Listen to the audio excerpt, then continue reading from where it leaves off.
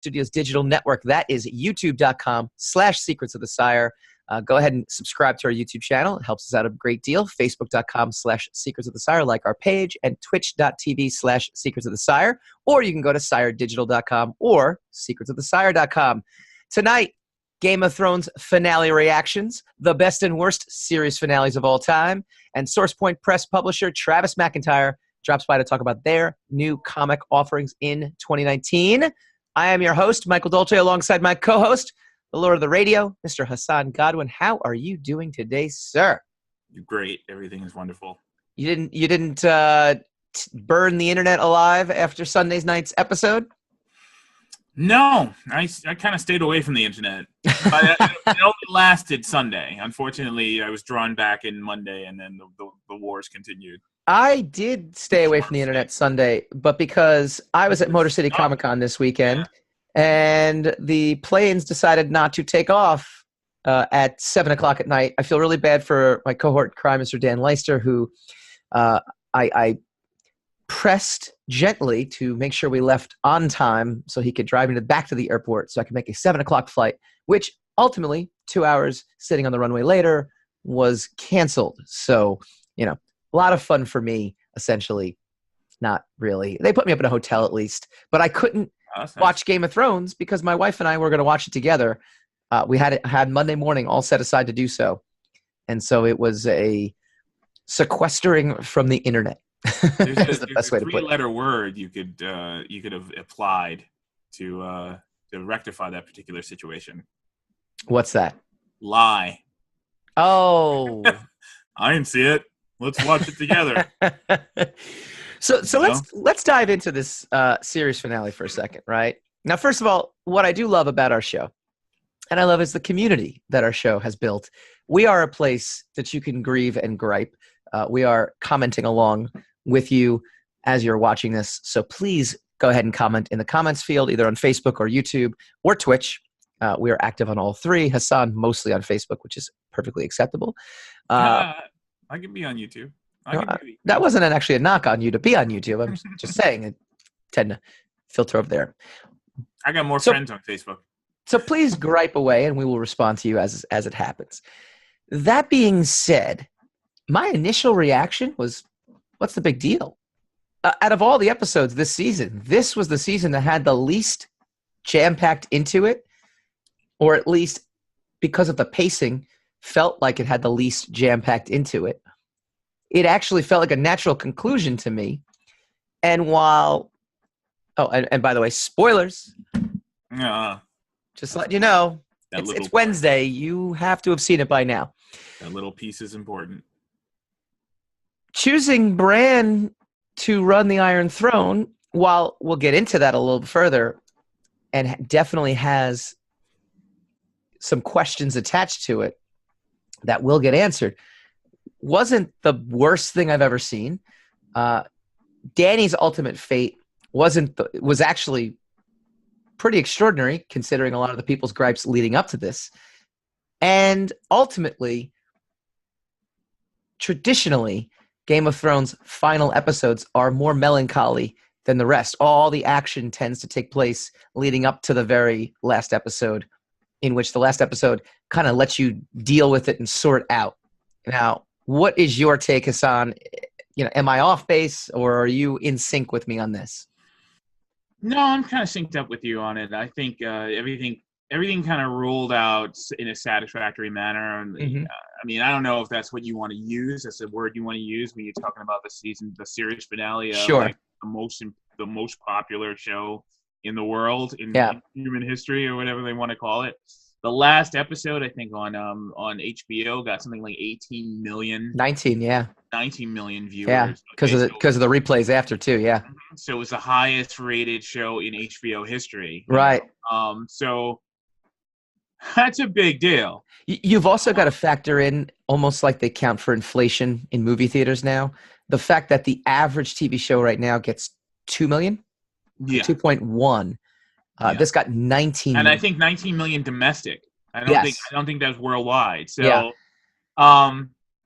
I mean, but for those who would sit there and say, well, Seinfeld got 60 million. Well, it's a different time. It's just like theaters when, movies used to cost $5. Yeah, because you realize this is a premium cable channel. So Right. like not a lot of people have HBO. Yeah. So you get almost 20 million people who are paying customers who Right. are theoretically paying customers. So I know it's like satisfactory. It was a satisfactory ending. Is a kind of like faint phrase, for a show like that. But in order to land a show that big, yeah, and have most or all of the conclusions come out satisfactory, or or fulfilling to some extent, yeah, is a pretty amazing accomplishment, especially when the fact that they ran out of source material. Yeah. Like 2 years ago. So, or 3 years ago, because we skipped a year. I mean, ultimately, if they had, and again, we talked about this last week, and you can catch all of our stuff on iTunes, download it after the fact, iHeart, all that fun stuff. Last week, we talked about the fact that it was crunched. I think we still recognize that it was crunched. I still think we both, I think the general population at large understands that had they had done just 2 traditional seasons, they probably wouldn't be getting the criticism they're getting. So we don't necessarily need to harp on that. Right. That being said, I agree with you. By the end, all the outcomes, having no source material behind it, not a bad thing.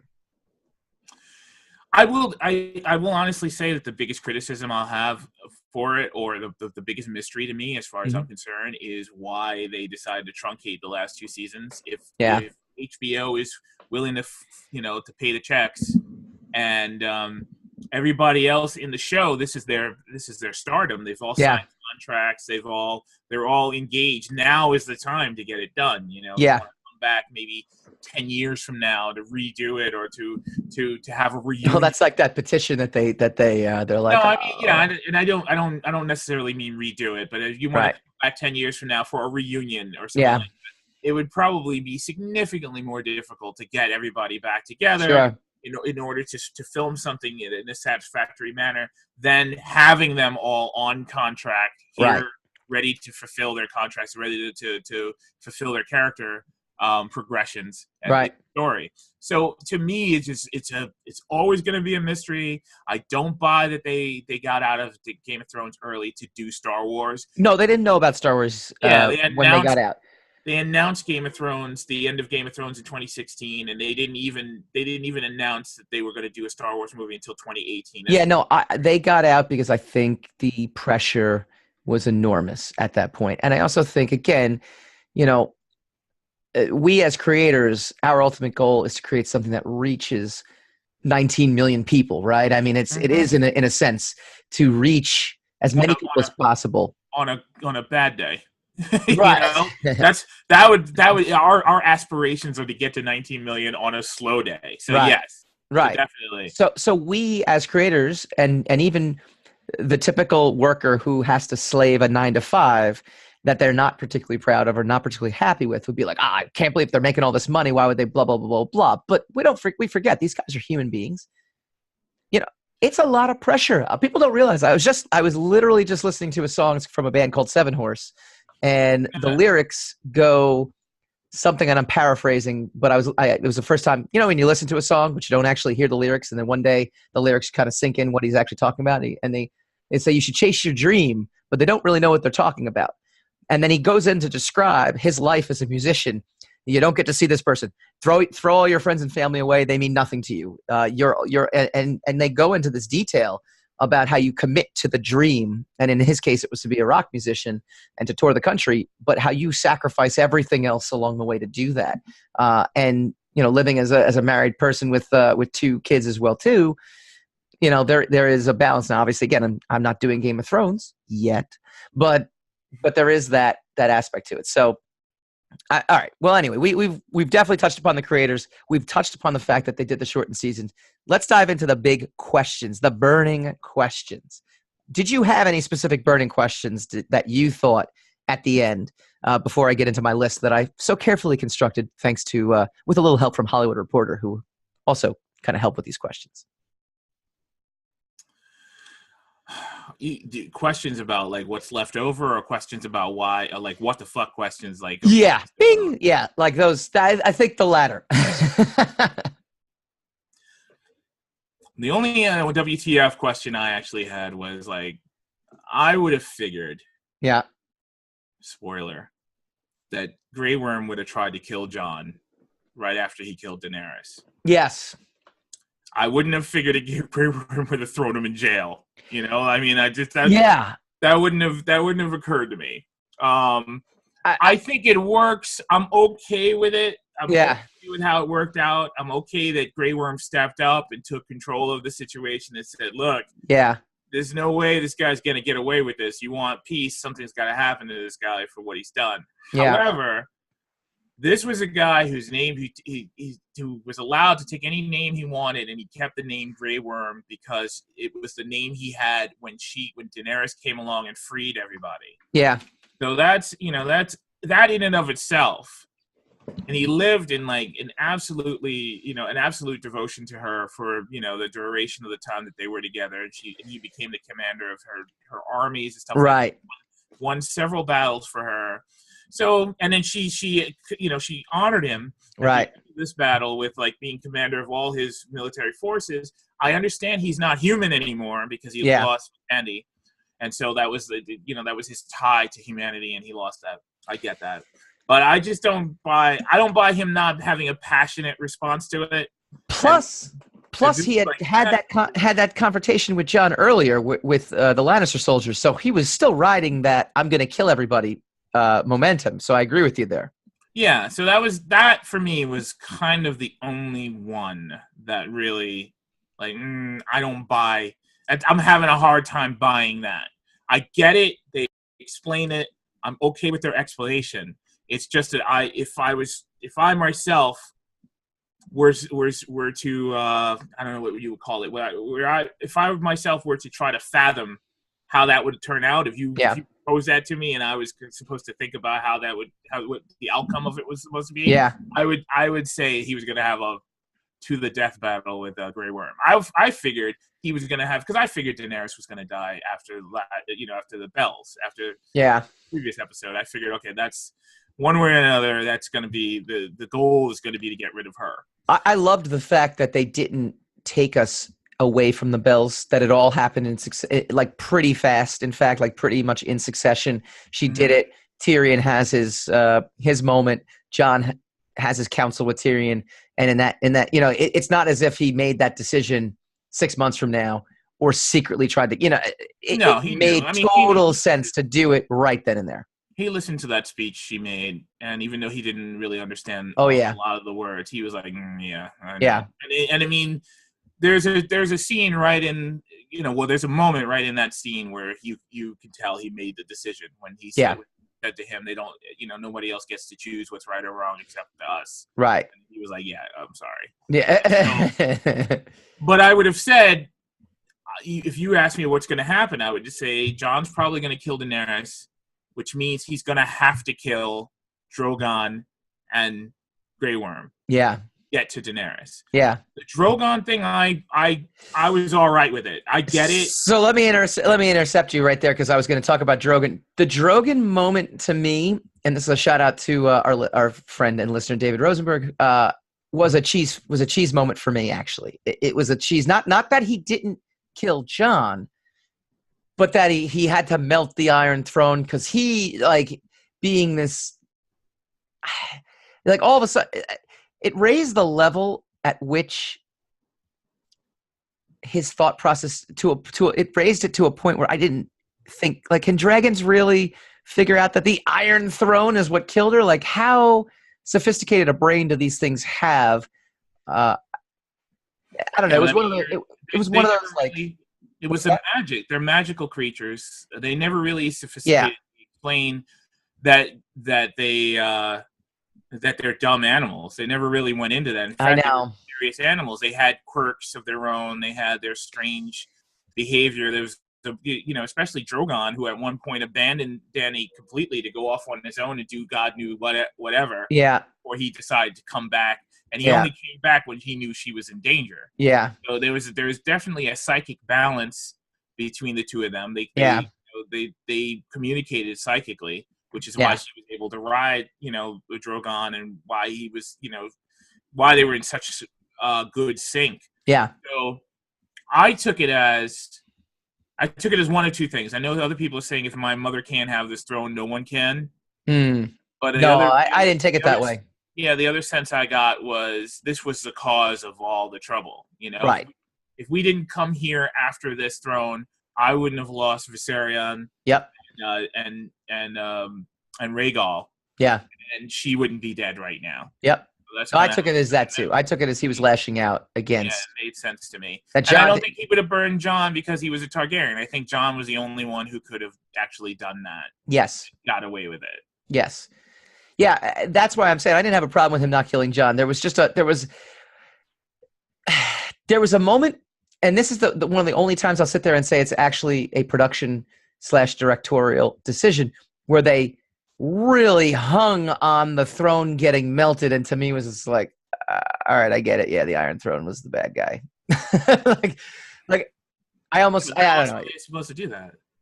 I don't know. There was something about it when I was watching this. Just my gut instinct when I watched it, where they're really burning and burning and burning and burning and it's burning and it's melting, and there's just the music crescendo. There was something about that moment. It's a visceral thing. I'm not sitting here trying to logic what I'm saying out. It was just a visceral reaction to the way that was executed that I was kind of like, a little cheesy. Cheesy. It's a kind of symmetry thing because it was. No, again. By dragon fire, so. I can't. Let's talk about that actually too. Great segue. Look at you go with your segues. There's a lot of balance, and a lot of symmetry. What's that? Not your first rodeo here, right? Not condescending at all, Mr. Dolce. No, that wasn't. Well done, young man. I definitely did not say that because you are way old. Way old. Good talk. A lot of symmetry to this. Bran ending up as the king actually makes a lot of sense in the sense that, our show basically opens from his point of view, right? I mean, and the books. Right. So it all kind of goes together in a roundabout way. So it makes total sense. I also like the fact that they made him the three-eyed raven so you wouldn't think that he'd be the one ending up on the throne too, because you already think he has his role. We will get into Bran being a villain in a second, though, because there were some good things brought up in this Hollywood Reporter article I found talking about whether or not Bran is actually the real villain of the show, considering he could see the future. A lot of bullshit stuff we got to see aftermarket nonsense.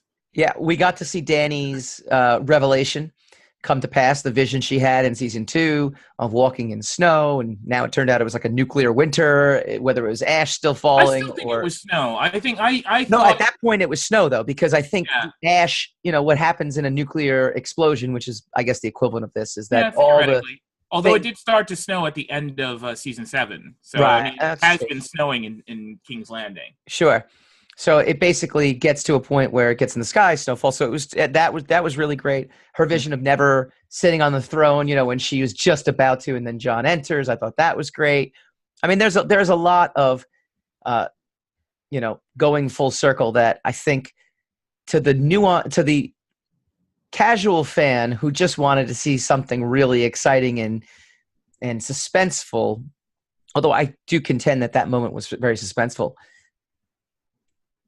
There was a lot of good there that, to me, I'm walking away from this, my wife and I, who was our guest last week, she had no problem. She's like, I don't know why everyone's upset. Like, I don't know what everyone's talking about.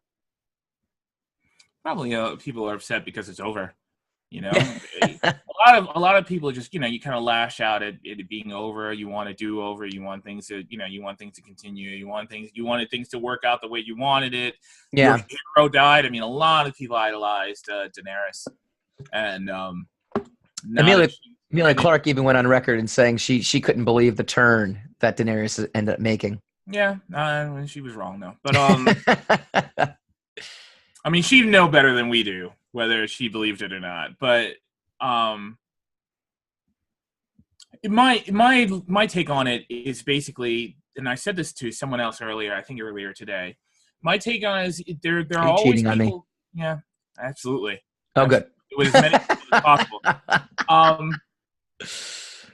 there's always people you know and you think you've known them for years. You're friends with them, you hang out with them, you're lovers with them, that kind of thing, and you think you know them, and then one day they do something and you realize you never knew them at all.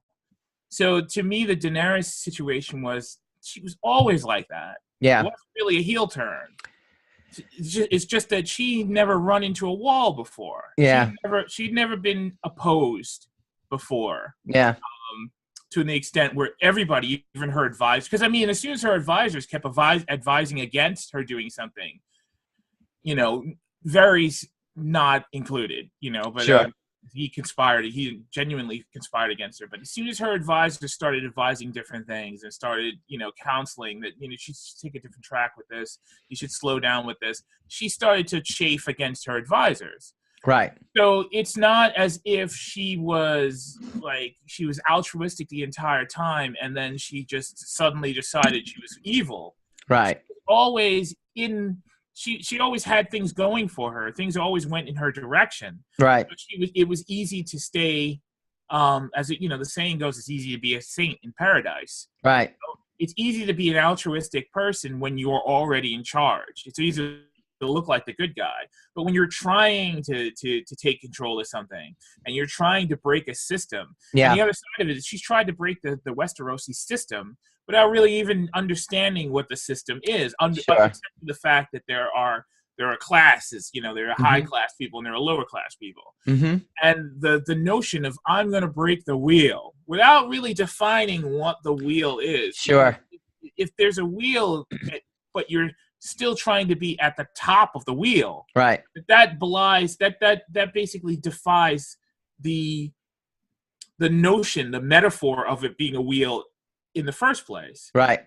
So a lot of her philosophy was very flawed, and what the concern I had for it when I was watching is this philosophy flawed, and it's flawed in the writing, like this is what George Martin and D&D think is kind of a magnanimous approach to altering the status quo of Westeros, or is it flawed and we're just supposed to discover, right?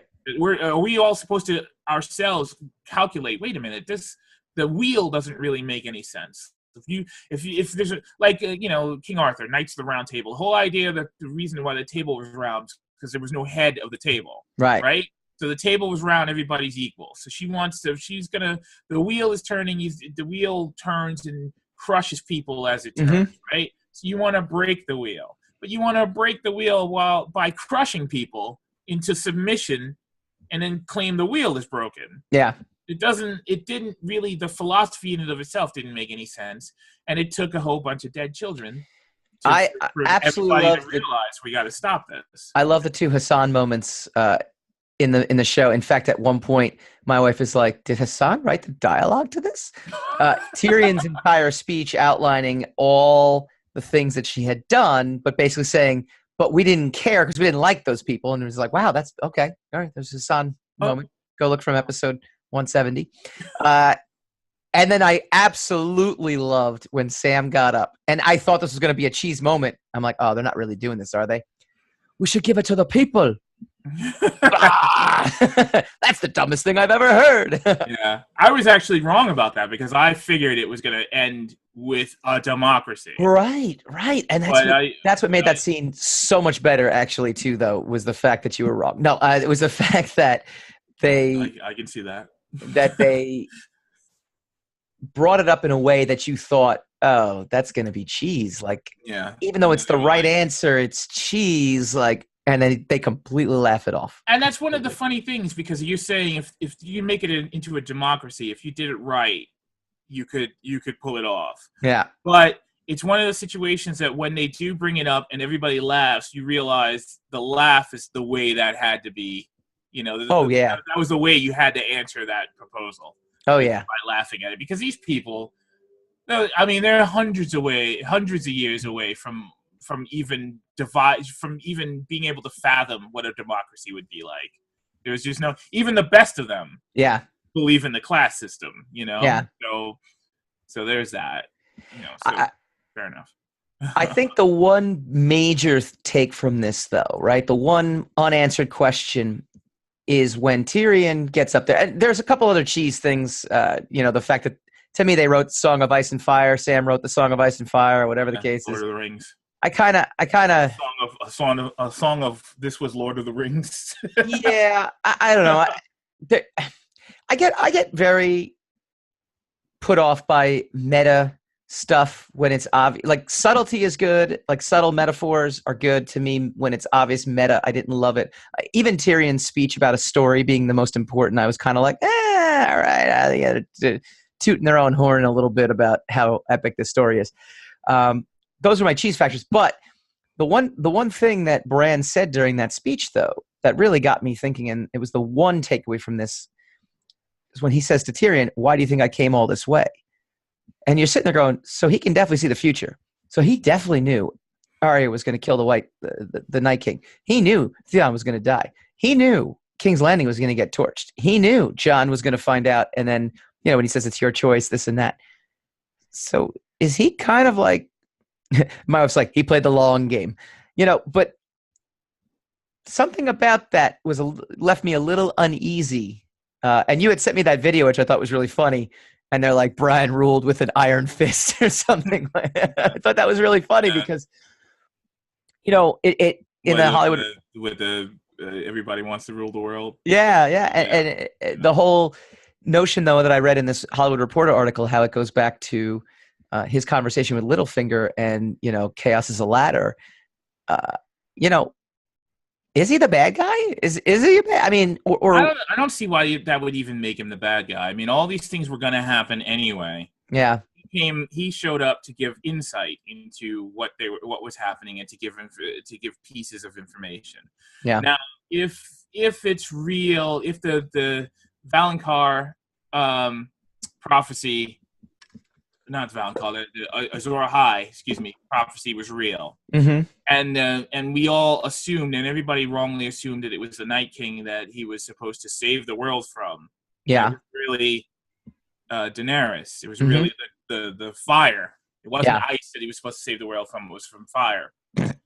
And the Song of Ice and Fire, the Night King is coming from this way. Daenerys is coming from this way, right? That was all going to happen anyway. Yeah. That was all in motion anyway. And if it is the right thing, if Jon did the right thing by killing Daenerys and saving the rest of the world, then Bran showing up and telling Jon what his actual lineage is, and then thus, causing a rift between Daenerys and Jon, allowing for her to freak out and and show her cards way early. Yeah. She's still showing. She showed her card when she was the weakest. Yeah. If she had gone on and taken over a bunch of other cities and raised another army out of all the Westeros people, she would literally be unstoppable. And she would have eventually killed Jon. She would have eventually killed everybody. I mean, in theory. Right. So by him explaining that to Jon and setting Jon up to be able to be Azor Ahai, he's still the hero. Right. It's still a heroic thing. He benefits from it by being king, but if he didn't want to be king, he doesn't really want anything anymore. He doesn't have desires for certain things. So it's not really like he's conspired and became the king. I don't think Game of Thrones was setting it up to let us believe at the end that being king is anything but a terrible, like a terrible life sentence. A burden. Yeah. I mean, look what it did to everybody. Sure. I mean, everybody who was king got. I mean, Robert Baratheon got killed by a boar. Right. And he died the best out of everybody who came next. I love the fact they showed the bodies of Jaime and Cersei also, just to put the rest. Yeah, put the rest that they were going to crawl out of the rubble. I had that notion.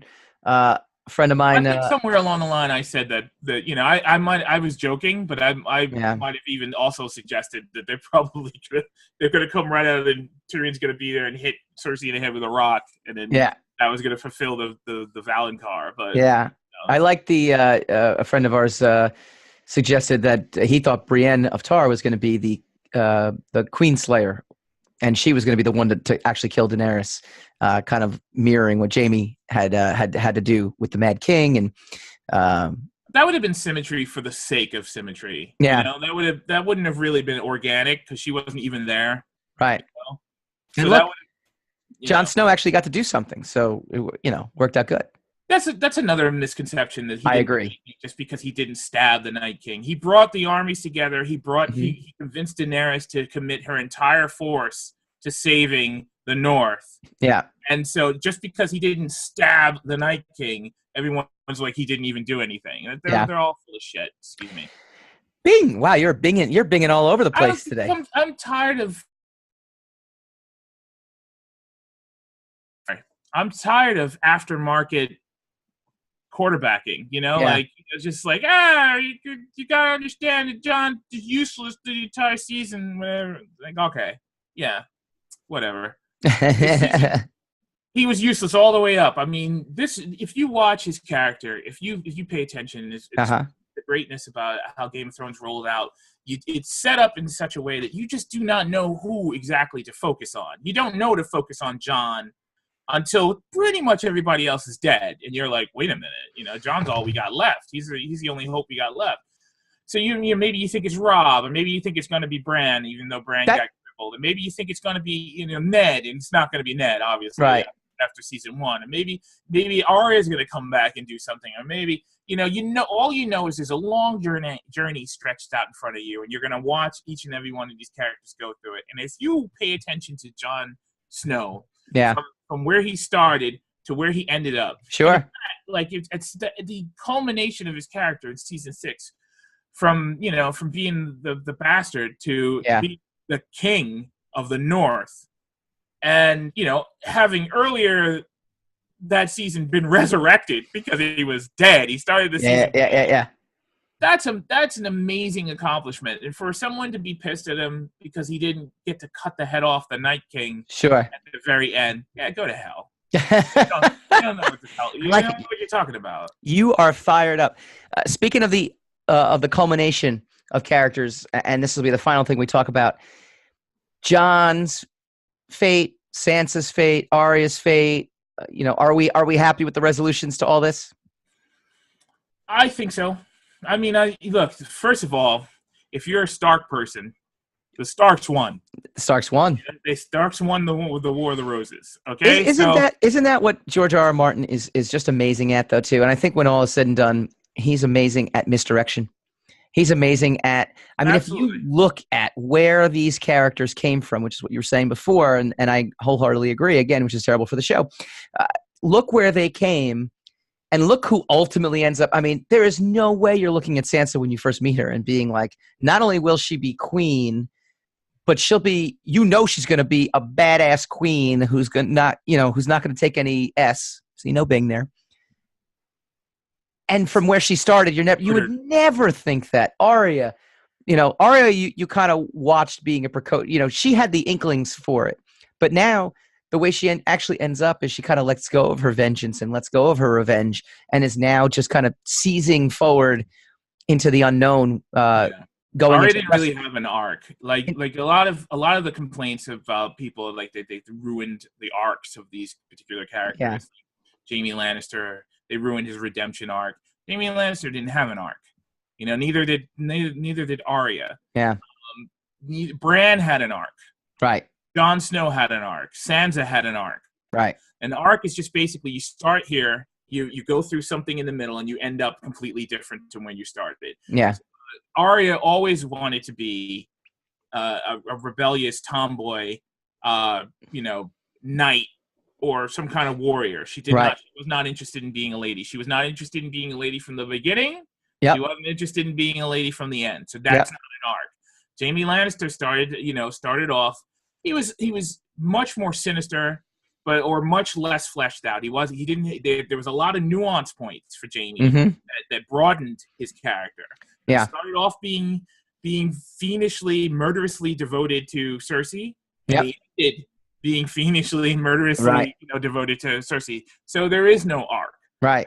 The internet thinks it knows writing. The internet. The other thing too, development about things, but it's so much more realistic.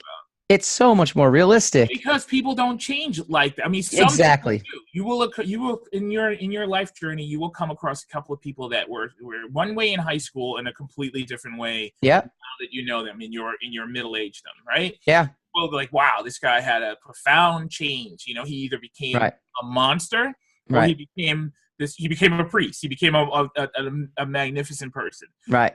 But mostly because, and we know this with the testimony to that is that with the relationships we form relationships with people because of who they are. If they change, if everyone had an arc, we would not be friends with most of the people we are lifelong friends with. Right. Because they would have changed so one way or the other that we wouldn't be able to relate to them anymore. Right. So everybody needs to drop this arc stuff. What an arc is. Yeah. And I'm sick of hearing about it. Real quick, yay or nay on this finale? And then we're going to see where it ranks with the rest of the series finales. Yay or nay? I say yay. I give it an overwhelming yay. I actually walked away from that saying, gave us a conclusion. May or may not agree with it, but they gave us a conclusion. I didn't really have as many question marks by the end of it. So in that sense, they kind of tied everything up nicely. A lot of symmetry to it as to where we started, as to where we end. Even John walking out at the end. Excited to watch the spinoff, Westeros. There's lots of great things. There's lots of great things. Westeros. Where does this rank on the all-time list? Like, what are the best? Actually, I'll start this by saying I actually posed this question. What was the best series finale out there? And man, I got tons of responses on this. I got 102 comments leading up to the show. A lot of people say 6 Feet Under, and I will tend to agree with them, but I'll tell you why. I don't think it's the greatest series finale of all time in a second. Someone said Star Trek Voyager, which I have no context for. The Shield, surprisingly, came up a bunch. Breaking Bad came up a bunch. A lot of folks thought MASH was one of the best of all time. And Newhart also got mentioned. Newhart is way up there in legend. Yeah, it's one of the best. It's been one of the best finales of all time. 6 Feet Under is the best series finale I've ever seen, except it did not have the same kind of pressure that something like Lost or something like Game of Thrones had.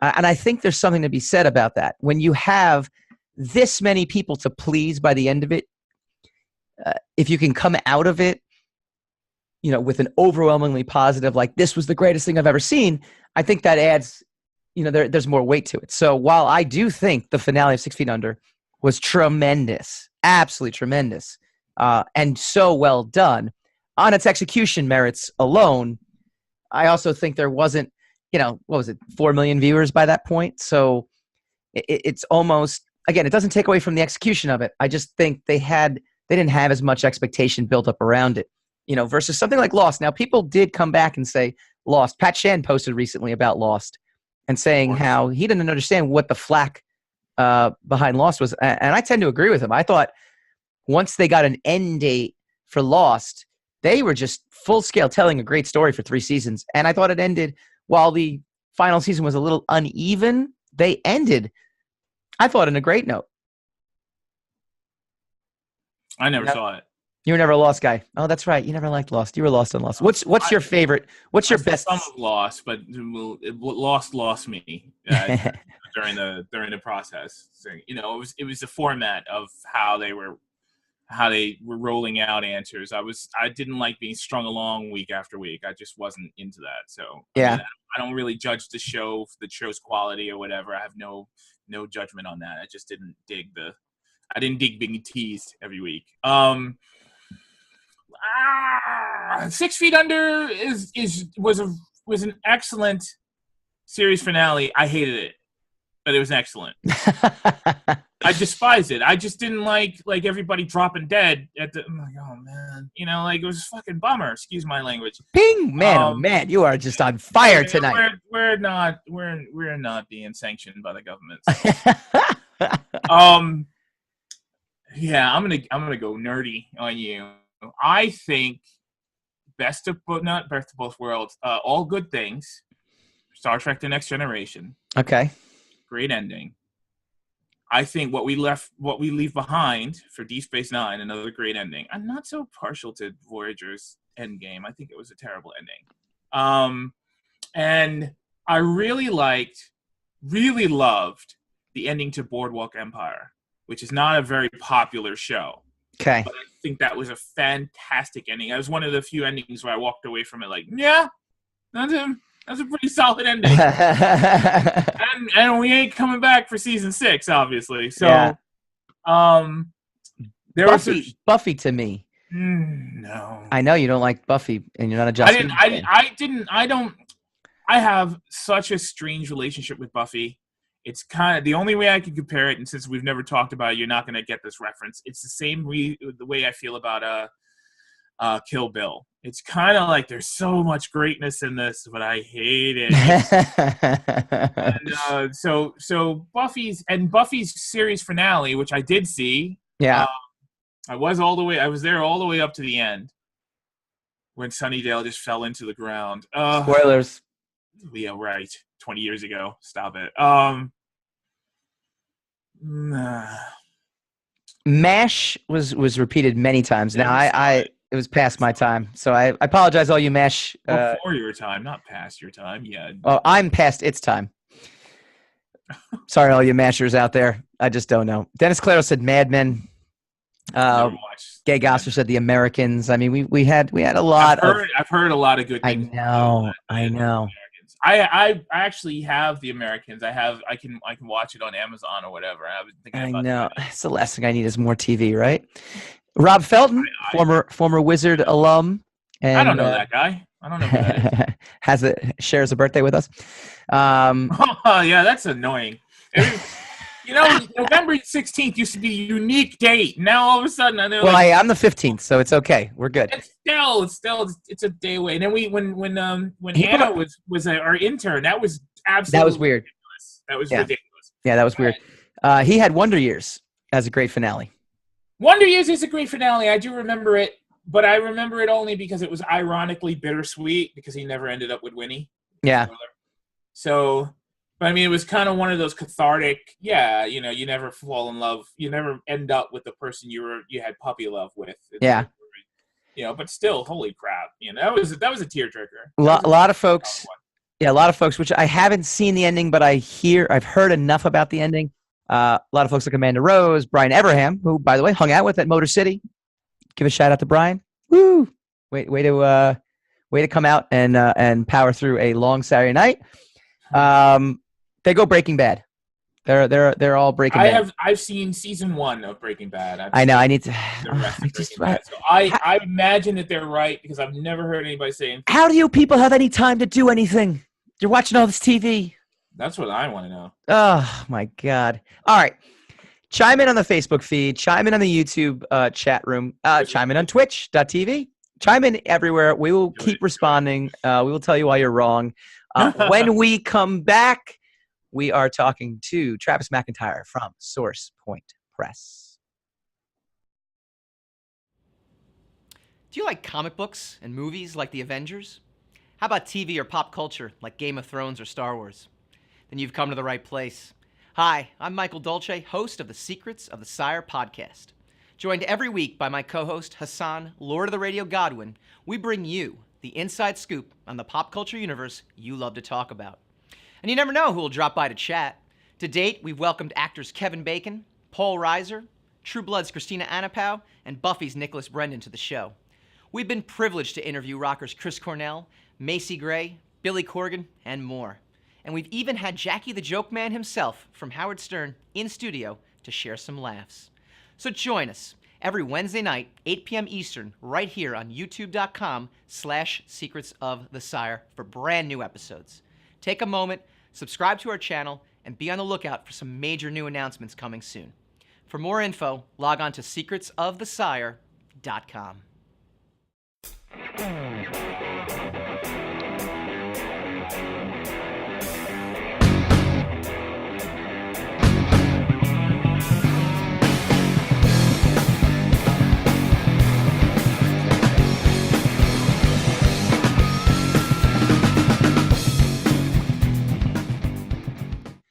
Welcome back to Secrets of the Sire. We do this every Wednesday night, 8 p.m. Eastern, streaming live on the Sire Digital Network. That's siredigital.com, youtube.com/Secrets of the Sire, facebook.com/Secrets of the Sire, and twitch.tv/Secrets of the Sire. I'm thrilled to be rejoined by a past guest, and he's racking up his guest appearances on our show, Mr. Travis Mcintire from Source Point Press. How you doing, sir? Good, man. How are you? I'm doing really, really good. So the last time we spoke, you had a lot of really great things going on. I kind of wanted to bring you back because I was actually at Motor City. You were at Motor City, and it was a great hometown show for Source Point Press. Talk to the audience a little bit about, what Motor City means to you and how, the Comic-Con was for Source Point Press. Well, first of all, it was our best Motor City ever. And when I say that, you have to understand that Motor City has historically been amongst our best shows that we do. Yeah. It's generally only surpassed, in terms of like raw sales or like books sold by like New York, which is just because it's, 120,000 people and 4 days long and everything else. So for us, the company was born and raised in the Detroit area. So for us, Motor City we consider our home show. Yep. The promoters are really good to us. They put us up on their social media all the time. They give us as you saw, we're very prominently featured in a giant booth. So it's fun, man. It is really fun. I can't imagine a future where Motor City isn't a big part of our year every year. I mean, it's right up there with Baltimore in terms of being like the best independently run show in the country. I mean, you have like the Repop family shows and they're all amazing, and Forma does the family shows and they're great. But when it comes to the indie shows, there's so many good ones. But I really think that Motor City and Baltimore are the cream of the crop there. And it was a great experience. It's funny too. It's funny you mentioned that too, because I think to most people, and I even thought about this, the term Comic-Con has become so popularized that the average person doesn't really understand that it's run by different people. A Wizard World show is not a Repop show, is not a Baltimore or a Motor City or a Heroes Con, which is completely independently run, and all they do is run that one show. They just hear the word Comic-Con, they think, well, it's got Comic-Con's coming to my town or something like that. Well, I mean, that's why there was that big lawsuit, right? Yeah, right.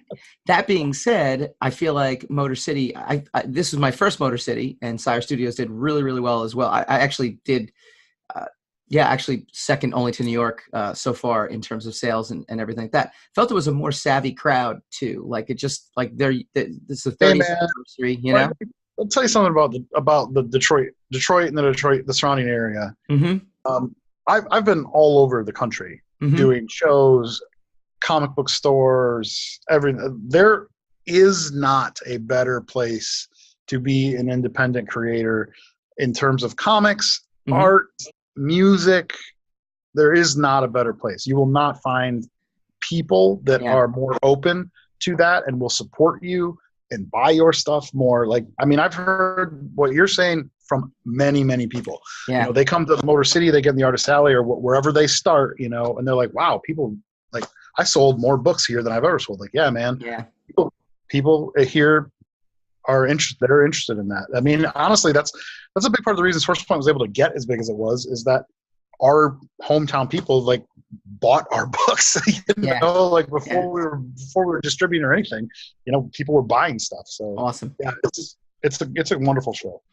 So when we last spoke, it actually was New York Comic-Con time. It was right around there. And you guys had your big movie news. Why don't you give the audience a little a refresher on what it was and an update on where, what's going on with that. Sure. So Rotten Tail released in theaters April 12th. It did 2 weeks of select cities. So, we had a showing in Detroit that was completely packed. Awesome. And I got just ridiculously drunk. Had way too much fun. I ended up buying a hotel room just because I was like, I don't have anywhere to go sleep. So I bought a hotel for like $250 at 3:00 in the morning to sleep for 4 hours and get up. And it was That's priceless. Priceless. but it was a wonderfully good time. And then we had another premiere event in LA that was sold out, standing room only. Did really, really well. We had several sellouts. We had a sellout in like Buffalo, New York. We had a sellout in Philly. I had a sellout in Phoenix, Arizona. What's the elevator pitch for the movie for those that might not have? The elevator pitch for the movie is so you like Spider-Man? Mm-hmm. This is exactly like Spider-Man, except that it's a guy who gets bitten by a mutated rabbit and turns into a murderous Easter bunny who kills everyone who ever did him wrong in his hometown of Easter Falls. Oh, it's identical. I'm surprised they haven't sued you. Yeah, it's very close.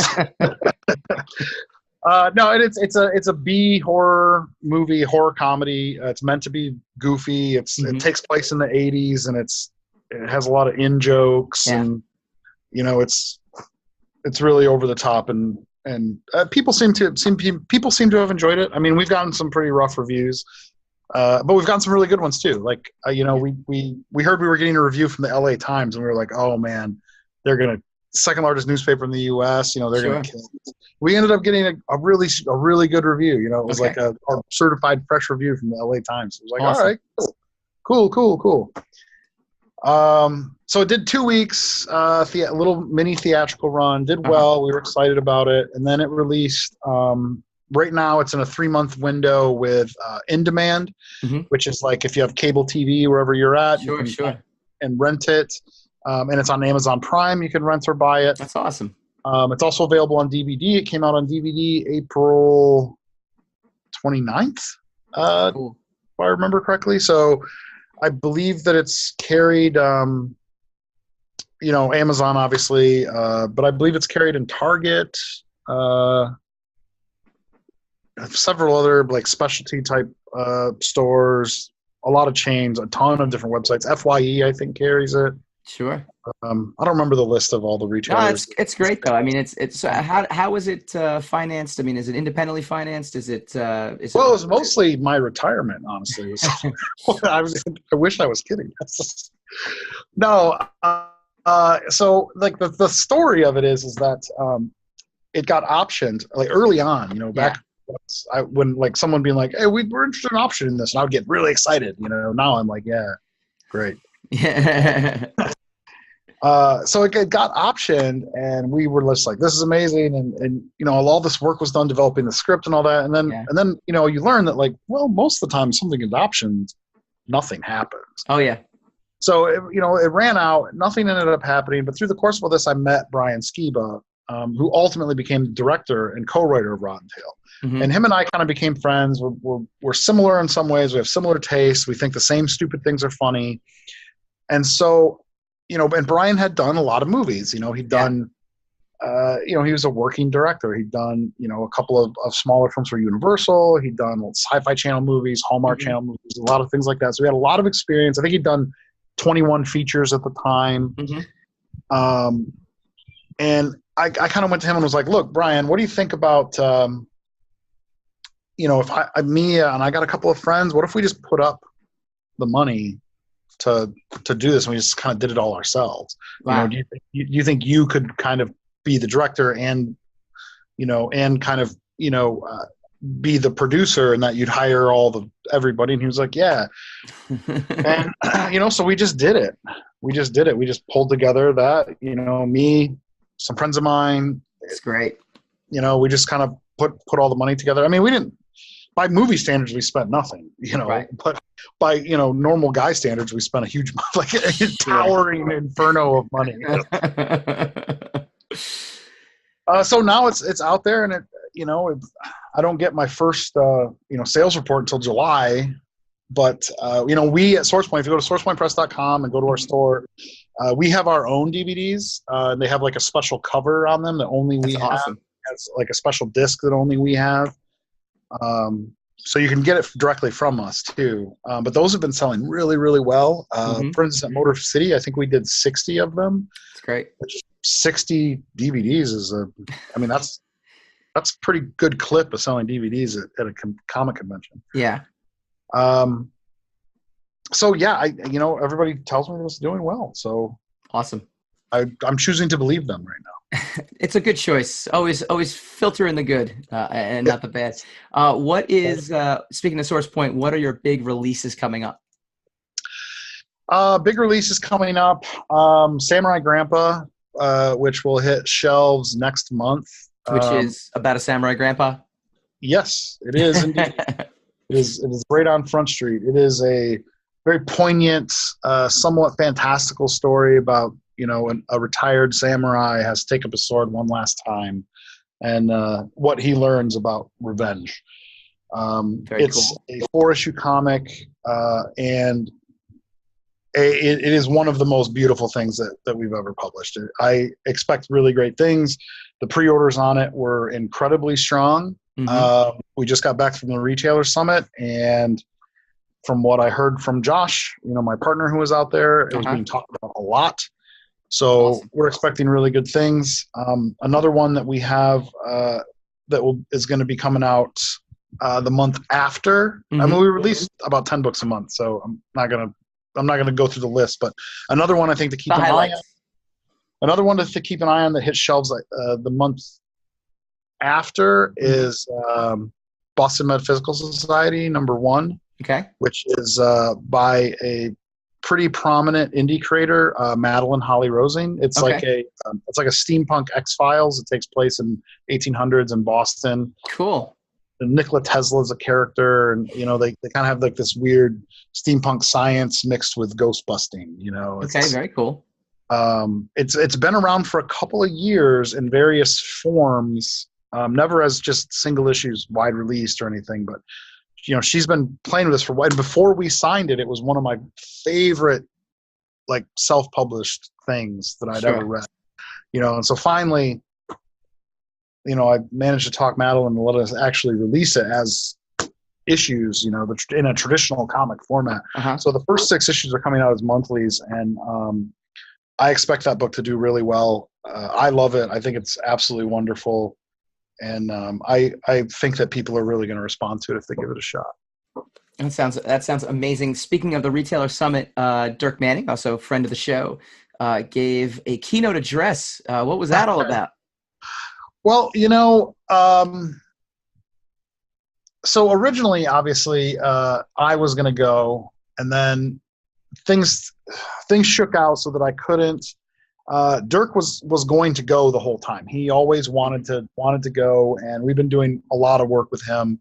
Mm-hmm. Obviously, he wrote Hope, which was our free comic book day book, so we have a lot of eggs in that basket. He wanted to go for sure, and then I don't know if you know what Dirk does for a day job, but he teaches teachers, basically. So he goes to those educational summits and he gives presentations. Oh, okay, yeah, it makes sense. That makes total sense. He was a teacher for a very long time, and we just got to talking, and eventually got to the point where it was like, I'm not going to be able to go. Sure. And we did not want our presentation to be about like, oh, we don't want it to be about like, hey, here's the new stuff coming up, and here's the art, and isn't that fancy, and go buy it. Yeah. We wanted it to be more about like who we are, and this is what we're doing, and we've been around for a while, and a lot of you maybe haven't heard of us yet. And so Dirk has a way that, like, well, all right, we'll build the slideshow, we'll put the information in it, but really we want you to watch Dirk, we want you to listen to him. Yeah. And he has a way to get people. I mean, you've met him. You know how he likes. Yeah, yeah. No, I've known him for years now. I mean, what a hustler guy too. I mean, he's a hustler, and he's a good talker, and he likes to be the center of attention. And so we figured, like, look, if I'm not going to go, you should be the guy. Yeah. That's up there and talks. You should be the guy who does this. And so, he kind of wrote, well, I'm going to say this stuff, and then we tweaked it a little bit, and then of course he gets up there and says whatever's coming to mind. Anyway. But honestly, I mean, I'm not kidding that I was getting texts from retailers I know, like within minutes of him finishing his little 5-minute thing, saying saying that, like, hey, he did a really good job. People were laughing, and we think he actually made an impact. Like, people didn't seem bored. Good. So, I'm pretty happy with it. I think he did a good job. I'm proud of him. You know, I Awesome. mean, it's a little bit of an outside. You know, Dirk has always been sort of like this indie paragon. You know, Yes. like he's been this like road warrior. I'm gonna grind it out, whatever it takes. Yeah. And now he's sort of like, he's still doing that, of course, but now like with Hope going to the Free Comic Book Day, and us like being like, yeah, that's a real issue 1, and then issue 2 is kind of, you know, it's and we're holding the releases until they actually come out in stores. Like this is a very new way for Dirk to release a book. Okay, yeah. Really, like, you know, a much more traditional road to market for him. Sure. And so I think he's been, I think there's been some challenges for him along the way, but he's adjusted to it really well. So That's awesome. That's awesome. Real quick, before we wrap up, where can people find SourcePoint Press, both online and in stores? Where can they find you? SourcePointPress.com, at SourcePoint Press on Instagram, SourcePoint Press on Facebook, all the usual places. We are carried, we're available at any comic book store or bookstore pretty much across the United States. For comic book stores where we're distributed by Diamond, so you know, any comic book store owner can order us in. Bookstores, we're distributed by Ingram, which is, you know, they cover just about every major and minor bookstore. So most of our stuff can be ordered in to anywhere. Hopefully your local comic book store carries us. If they don't, one of the major things that you can do is to go and put one of our books on a pull list. Very cool. It's hard to underestimate how helpful that is for. It's such a huge help. It's amazing because then it signals to the retailers that their fans interested. It's not just a casual buy. I mean, it's definitely take a look at that. Like if you walk in and you're even just one person is like, hey, I heard this idiot talking about this Boston Medical Society. I want to put it on a pull list. They add it on there. That means that they're going to be like, okay, I need to figure out what that code is. They're going to go to our pages in the book. They're going to look at everything else. They're like, well, I got one of these guaranteed buy. I'll buy 2 more for the shelf, see how it goes, you know? Yeah. And that's really what we want, is to be on shelves. Yeah, exactly. Be on shelves, be in people's hands and get read. So that's kind of our number one thing. Very cool. Final question. This is our Game of Thrones series finale review. Oh, A, God. are you a Game of Thrones fan? And if you are, B, yay or nay on the series finale? Just like a total blanket yay or nay, like no explanation? Yay or nay? Oh, nay. Now, real quick, why? But there's a lot of yay, though. There was a lot of yay. I'm gonna go nay for one reason, and that is that the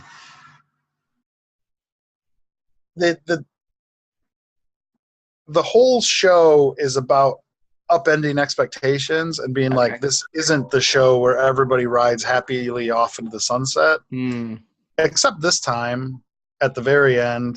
And I just thought that I felt like Tyrion being like, who has a better story than Bran the Builder? I mean, like literally everyone there except like maybe Edmure Tully, whoever the hell this new Cornish prince is. You know, like all these people. Like Bran did not even make an appearance in season 5. Not even a friggin' appearance. And like he's the most useless. He's this all-knowing guy, and the only thing he ever says to anybody is, "You're right where you need to be." Which, if that's all you say, is just meaningless. It doesn't mean anything. So while I was like, I thought the Daenerys stuff was all fine, and it's a beautifully filmed, wonderful show, and I don't know that I'm capable of getting super emotionally invested in something, but when it was like, who has a better story than Bran? I'm like, holy shit, Sansa, Arya, like way better. This guy's story was not even good enough that he has appeared not alone every episode. He hasn't appeared in every season. Well, it is definitely something we discussed, and we echoed that as well in our discussion. Travis, I want to thank you very much for joining us again. Keep us posted on all the cool stuff you got going on. We'd love to have you back on at a later time. Thanks a lot, brother. I appreciate it. When we come back, we go spinning the racks.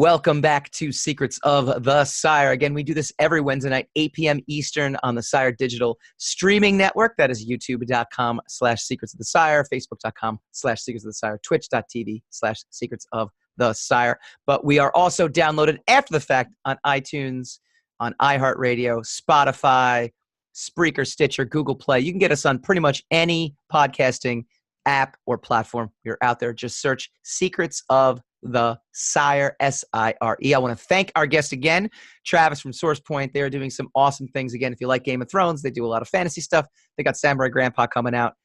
Check that book out. They're going to be doing a lot of big things. You're going to hear from them in the future. All right, we do this every week. We go spinning the racks. Spin the rack, spin that rack. Star Wars, the truth about Kylo Ren and Rey's connection. This is killing me, Hassan. I have Avengers Endgame stuff. I don't even think anybody cares anymore. It's all over. And this new Star Wars stuff just came out today, so we have to talk about it. According to a Vanity Fair article, Daisy Ridley and Adam Driver discuss the intergalactic will they, won't they that's going down in Episode 9. A source close to the movie says that Kylo Ren and Rey's Force connection will turn out to run even deeper than we thought. When speaking about The Force Awakens, J.J. Abrams referred to Star Wars as a fairy tale, calling out both Kylo as a prince and the duo's interesting relationship moving forward.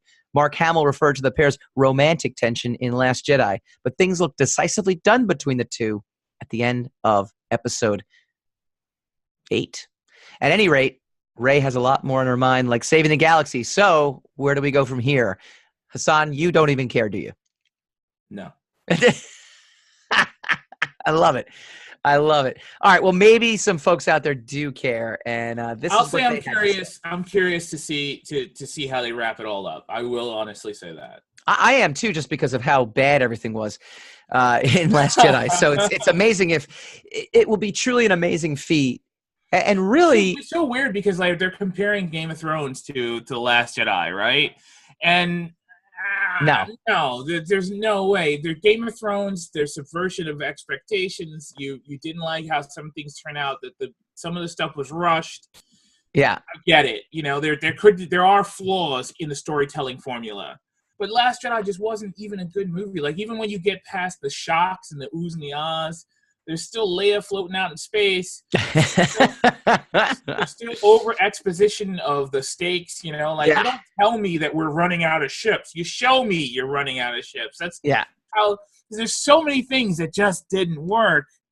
And look, the Rise of Skywalker has to be an improvement. It has to be. It just has to be. Yeah, just by default. Something that this article does point out, which is actually pretty good, is they interview Oscar Isaac about the relationship between the two. John Boyega's Finn and Oscar Isaac's Poe Dameron are both options of support for Rey as she tries to build something new out of the ashes of her first attempt to reach Kylo Ren. It's not about just one person, Isaac says, of how his character deals with the strain of leadership and heroism in The Rise of Skywalker. It's about reaching out to his family, and particularly Finn is his family. Driver says it's incredibly complicated. I don't think it's any one thing. The strength in what Ryan wrote and what JJ wrote is that it's never all one thing. I actually like that sentence because we both know that Rian Johnson wrote something completely separate from J.J. Abrams, basically disregarding a lot of character arcs. So, like you said, I am extremely curious to see how they wrap this all up. All right, I get to my Avengers Endgame stuff. This is great. This is from a few weeks ago. Again, spoilers if you haven't seen the movie. Avengers Endgame writers confirm identity of Peggy Carter's husband. Following the climax of Avengers Endgame, Chris Evans as Steve Rogers went back in time to return the Infinity Stones, his team borrowed, only to remain in the past and marry Peggy Carter. However, rather than this being an alternate reality, Endgame's writers have said they believe this was merely closing the loop, and Steve had always been married to Peggy, referencing what we saw on screen in Captain America: Winter Soldier. It was always our intention that he was the father of those two children. But again, there are time travel loopholes for that. In The Winter Soldier, an older Peggy told Steve she had 2 kids with a husband whom Cap actually saved in World War II. This indicated she'd moved on when Steve went under the ice, although we never found the identity of the man or saw the children. More importantly, if Steve really is the father, then their kids would have super soldier blood running through their veins. It does introduce the idea there are 2 children who have somewhat super soldier DNA. Stop it. Stop it. Stop it. Okay, so where was he when she was dying in The Winter Soldier? He was obviously still alive, Yeah. right? So where the heck was he? Stop it. Why are they ruining this? Why are they making it more complicated than it has to be? But that, it's funny too.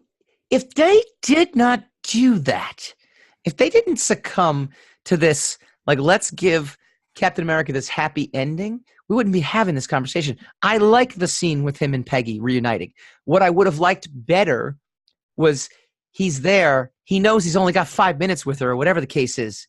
He's able to tell her, I'll be all right.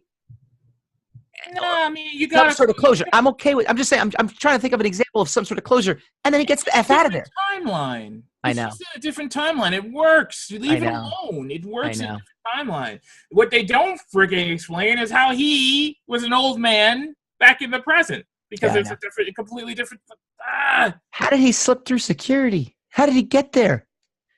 Why did he look like Joe Biden? So many questions. The problem I had with Endgame isn't really Endgame itself. It's just how much of a pass everybody gives Endgame. Endgame cheated a lot to land that plane. They cheated a heck of a lot. They landed the plane damn well. It was a really wonderful movie. It was a great experience. It was an absolute fantastic spectacle. Great experience, not great movie. I even cried at one point in that movie. Did that burn your face? I'm sick. I don't subscribe to that. If it was a great experience, it was a great movie. It's a movie. It's not a great story. It was a great movie. Movie itself is. I can subscribe to that.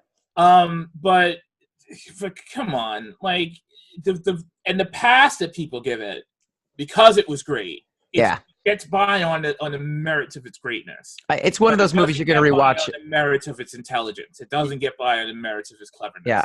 I agree. You're going to rewatch that years from now, and you're just going to think about how Secret to the Sire was right, and you should be subscribing to our YouTube channel. All right, guys. Before the apocalypse.